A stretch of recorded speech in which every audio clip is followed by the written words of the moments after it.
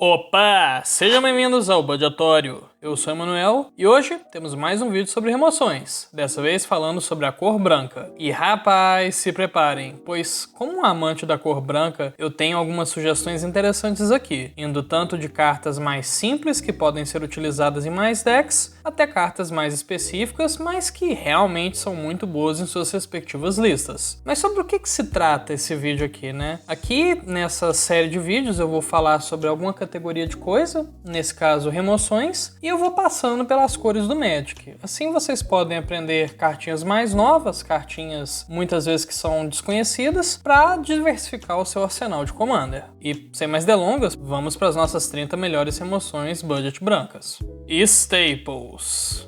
E é aqui que eu falo sobre as 3 remoções brancas mais famosas do formato: a Espadas em Arados, Presente Generoso e Caminho para o Exílio. No geral, eu prefiro falar desse tipo de carta aqui pro início, do que, não colocar elas na lista em absoluto. Mas é um fato de que essas cartas já são muito conhecidas e utilizadas, de forma que não é eu falando delas aqui que vai aumentar a popularidade delas, ou vai, absolutamente tornar essa carta desconhecida. Mas, de qualquer forma, vamos lá. Tudo que eu falei sobre a Fera Interior no meu vídeo das remoções verdes se aplica ao Presente Generoso. A ficha 3/3 geralmente não importa, quando comparada com a permanente que você está destruindo, e se a gente fosse bem específico mesmo, eu acho que pode-se até argumentar que a Presente Generoso é melhor do que a Fera Interior, pois o tipo de criatura besta tem muito mais suporte do que o tipo de criatura elefante. Logo, é menos provável que seus oponentes tenham sinergia de elefante, e também porque o branco tem mais proteção contra o verde do que o próprio verde tem proteção contra o verde. Ou seja, se você tá num deck branco, utilizando o Presente Generoso, é mais provável que você consiga se tornar protegido contra aquela ficha 3/3. A Espadas em Arados basicamente não tem ponto negativo se você não tá num deck agro, e mesmo que você tiver num deck agro, esse aumento de vida muitas vezes não é substancial ao ponto de atrapalhar o seu plano de jogo. E ainda por cima, você pode usar as espadas numa criatura sua para ganhar aquele respiro de vida que muitas vezes te salva. E dessas 3 cartas, por último temos o Caminho para o Exílio, que é a mais interessante para mim, pois existem inúmeras aplicações e nuances. Por exemplo, dar um terreno para o seu oponente muitas vezes pode ser a chave para acionar vários ramps brancos. E novamente, você pode trocar uma criaturinha sua para acelerar o seu mana, o que é bem-vindo para a cor, apesar de ser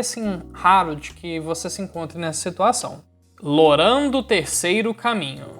Eu sinto que eu vou me repetir muito para quem já assistiu o vídeo sobre as novas cartas de Guerra dos Irmãos, mas a Loran é boa demais para ser ignorada. Apesar do precinho mais elevado, ela não é centavos ou R$1 ou R$2, essa carta é basicamente a nossa única opção equivalente a um Sábio da Reclamação, pois ambos destroem artefatos e equipamentos quando entram no campo de batalha. No entanto, é inegável as inúmeras vantagens que a Artífice aqui oferece. Pois, primeiro, a Loran tem vigilância, o que é muito bom com equipamentos, e ela traz uma opção de compra de cartas, que não é exatamente vantagem de cartas, que não são as mesmas coisas, pois você e um oponente estão comprando, mas que pode ser útil de qualquer forma. Inclusive, muito tem se comentado de que a Loran pode ser uma espécie de side ou interação contra decks de Consultation. E olha, eu consigo ver o argumento para isso. E por último, vale lembrar que para o Commander, ser uma lendária também é basicamente apenas vantagem, já que a gente só pode ter uma carta de cada. E isso torna a Loran muito mais fácil de tutorar, além de ter outras sinergias adicionais.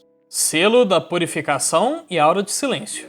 Aqui a gente tem basicamente uma carta boa, que é quase de graça, e uma opção muito boa, que melhora ela, que custa alguns reais a mais. Logo, respectivamente, a gente está falando do Selo da Purificação, que é um encantamento por 2 manas que você pode sacrificar para destruir o artefato ou encantamento alvo, e a Aura de Silêncio, que é a mesma coisa por 3 manas, mas que faz artefatos e encantamentos dos seus oponentes custarem 2 a mais. E quanto à parte que elas compartilham, que é essa habilidade de sacrificar para destruir algo, ela é muito boa, apesar de não ficar evidente logo de cara. Pois de fato, para quem não conhece, nunca jogou com essas cartas, é fácil olhar para essa habilidade e pensar: nossa, mas por que eu não usaria, por exemplo, uma instantânea no lugar dessa carta? E a resposta é simples, pois esse tipo de efeito visível causa medo nos oponentes. Pense bem, por que seus oponentes iriam conjurar algo de importante só para você destruir? E muitas vezes vezes, isso faz com que algo de importante deixe então de ser jogado por múltiplos turnos, turno após turno. E eu digo mais, se na prática, por 2 manas, você impede os seus oponentes de jogar esses artefatos e encantamentos, essa carta joga como se fosse um Stax fortíssimo, apesar de não ser de fato. E por conta disso tudo que eu disse, eu acho que eu não preciso nem explicar por que a aura é tão forte. Ela é um upgrade, vale cada real que custa, pois além de todo esse fator psicológico e estratégico que eu já citei, a aura de fato é uma peça de Stax que atrapalha os seus oponentes a conjurarem mágicas, o que é babaca de forte. Punição de Eliod e reprovar.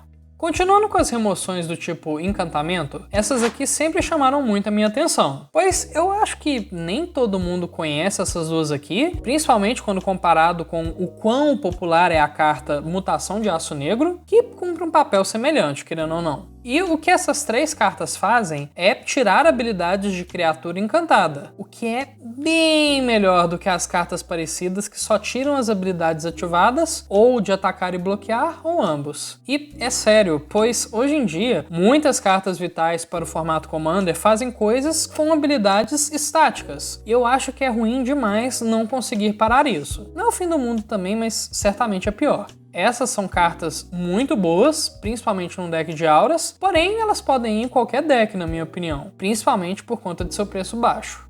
Reduzir a memória.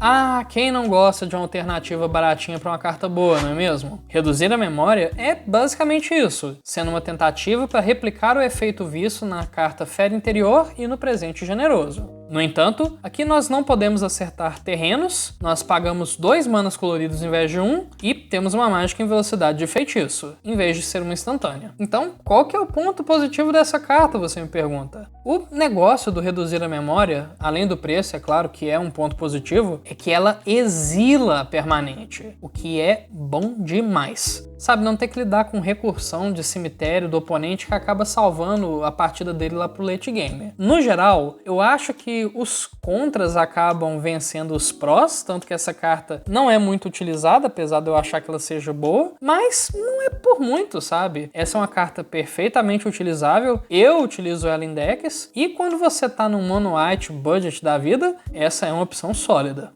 Despachar e contrabandear gado. E falando de exílio e de todas as vantagens que eu mencionei contra decks que possuem recursão, o despachar vai exilar a criatura alvo desde que tenhamos 3 ou mais artefatos, o que deve ser trivial num deck mono branco ou branco e qualquer coisa que não seja verde, já que utilizamos pedras de mana para acelerar mana. E a essa altura do campeonato, a carta é literalmente um mana para exilar sem ponto negativo, se tornando mais potente que outras staples já vistas. Contrabandear gado, por outro lado, sempre tem uma desvantagem. Porém, existe mais de 50% de chance que a ficha gerada seja na verdade menor que a do Presente Generoso, que a gente já disse que não atrapalha na maior parte dos casos, e por 1 mana a menos que o presente, inclusive, com o benefício do exílio. Não deixe que o excesso de coleções da Wizards tire a sua atenção do contrabandear gado, pois essa figurinha de Baldur's Gate é boa desse tanto mesmo. Agente de recompensas e comando Cátaro. Que nem eu cheguei a mencionar com a Loran, acaba sendo importante para uma série de coisas que o branco usa essas permanentes de criatura, de preferência que custem 3 ou menos para suas remoções. E esses dois aqui não decepcionam. O agente pode se sacrificar para destruir uma permanente lendária de criatura, artefato ou encantamento, o que no geral neutraliza comandantes e eventualmente outros alvos prioritários, como um grande círculo ou um massacre do gancho de carne. E o comando lida apenas com artefatos e encantamentos, porém sem a necessidade de virar e com lampejo no lugar de vigilância, e sem essa restrição de lendária, né? No geral, eu gosto disso aqui principalmente pela recursão que eu mencionei antes, assim permitindo que a gente remova ameaças inimigas turno após turno. E como bônus, o tipo de criatura humano tão pouco é ruim também, né? Trazendo assim sinergias extras em muitas listas. E se você está gostando do vídeo até aqui, peço que deixe um gostei para gerar mais engajamento. E se inscrevam caso não sejam inscritos e não se esqueçam de ativar o sininho para receber uma notificação sempre que sair um novo vídeo. Chains of Custody, Fé Inabalada e Tocar o Reino dos Espíritos. E essas são outra faceta das remoções do tipo de encantamento, pois a gente já teve encantamentos que se sacrificam, que tiram habilidades, e agora temos encantamentos que exilam. Dos três, eu sei que a Fé é mais famosa, pois ela é utilizada em decks de Aura Voltron pelo seu bônus de +2/+2, porém as Chains, na minha opinião, são tão boas quanto. E daqui pra frente, agora que Jumpstart lançou, eu acho que elas deveriam entrar na mesma quantidade de decks. Por um mana a menos, elas oferecem uma maior variedade de possíveis alvos e concedem salvaguarda 2, uma forma de proteção para uma criatura encantada, o que é provavelmente a única coisa mais importante para um comandante Voltron do que aumento de poder e resistência. Agora, tocar o Reino dos Espíritos trabalha num eixo paralelo aos que eu mencionei. Primeiro, porque ele não é aura, segundo, porque ele pode ser canalizado também para blinkar uma criatura ou artefato alvo até o início da sua próxima etapa final, servindo assim de proteção para uma criatura, ou para remover um bloqueador, ou apenas para gerar mais valor com o efeito de ETB. Aventura Destruidora.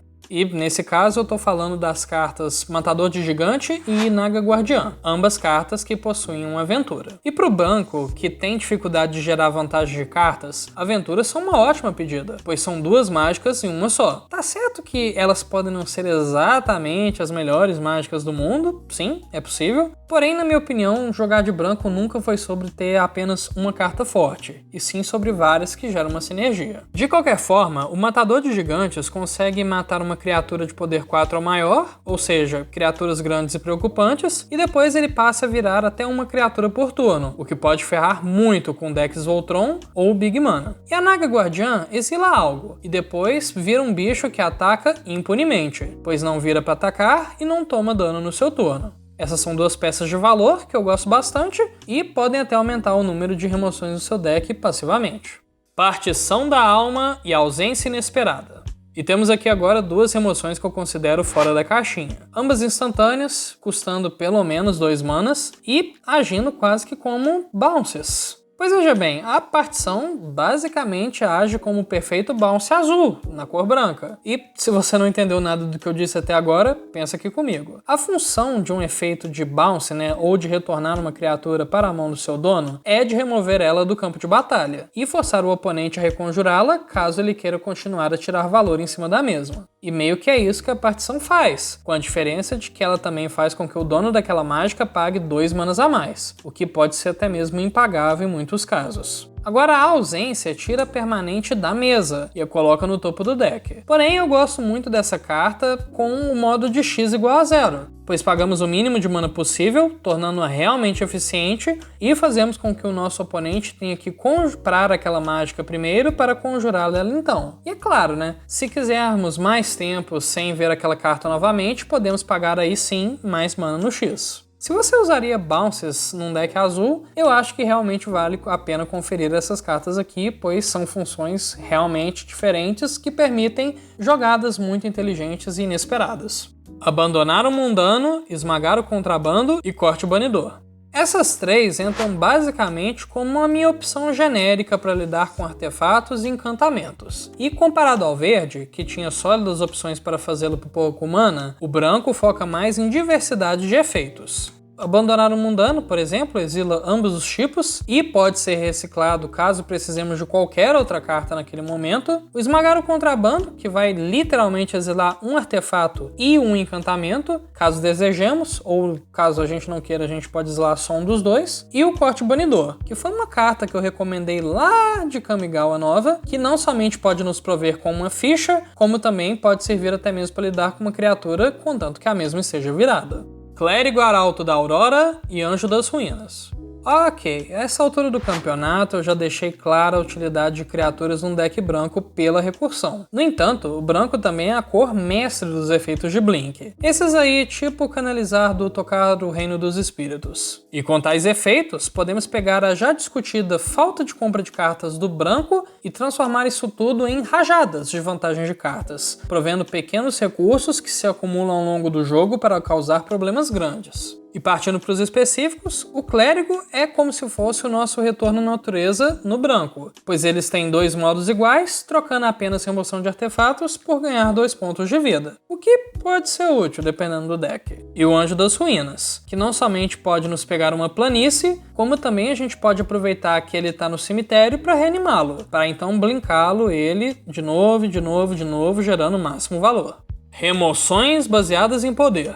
E agora que a gente está caminhando para o final, eu quero falar mais a fundo sobre esse tipo de remoção. Não é a primeira vez que vemos cartas que fazem isso nesse vídeo, e o motivo é que, por mais que esses efeitos possam de fato ser situacionais, eles ainda são bem jogáveis. É só você pensar o quão doida a Wizards tem sido com o poder e resistência das criaturas nos últimos anos, quando comparados ao custo de mana que elas têm. Por exemplo, um Jodá, o Unificador da Vida, que por só 5 manas pode se tornar absolutamente gigantesco. Inclusive, como quem não quer nada, toma aqui uma estatística. 37% dos comandantes têm 4 ou mais de poder. Isso sem considerar, obviamente, os que têm menos de 4 quando nascem, mas que crescem ao longo da partida. Logo, no geral, esse tipo de efeito é bem versátil, igual eu disse. Agora, partindo para as cartas em específico, a gente tem o Esforço Coletivo, que é bacana por si só, pois ele tem 3 modos, de 2 de remoção e 1 de crescer o seu time, que não estão vinculados a pagar mana, mas sim virar criaturas. E todo mundo sabe que branco tem bem mais criatura de sobra do que mana. A Postura Valorosa, que pode proteger uma criatura importante sua ou de um oponente,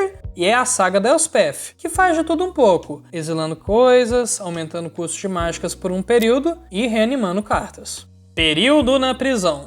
Então, eu sei que eu disse que os encantamentos que removem todas as habilidades são muito bons. Porém, a segunda coisa melhor depois disso é apenas remover as habilidades ativadas, ou a possibilidade de atacar ou bloquear, ou ambos, né? E o que eu mais gosto nessa carta, que é o motivo de eu ter trazido ela aqui, é que o período na prisão conserta o problema de auras como remoção no Commander, que é o fato de você querer mudar o seu alvo. O período na prisão, para contornar isso, vai lá e diz que sempre que uma criatura entra no campo de batalha sob o controle de um oponente, você pode anexar o tempo naquela criatura. Ou seja, é bem difícil de errar com isso aqui na mesa, pois se algo mais feio entra no campo de batalha sob o controle de um oponente, tá tranquilo, é só trocar o alvo. Derrubada de Kabira.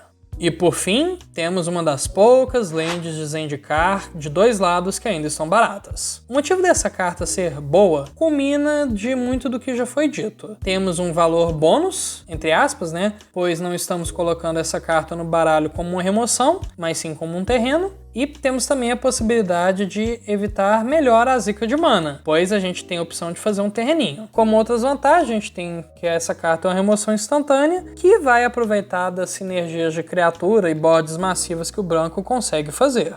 E bom, por hoje é isso. Dúvidas, sugestões de vídeo ou qualquer outra coisa, deixa um comentário abaixo. Eventualmente eu leio tudo e respondo a maioria também. Obrigado pela sua atenção e até lá eu sou o Emanuel e esse é o Badiatório. Até mais!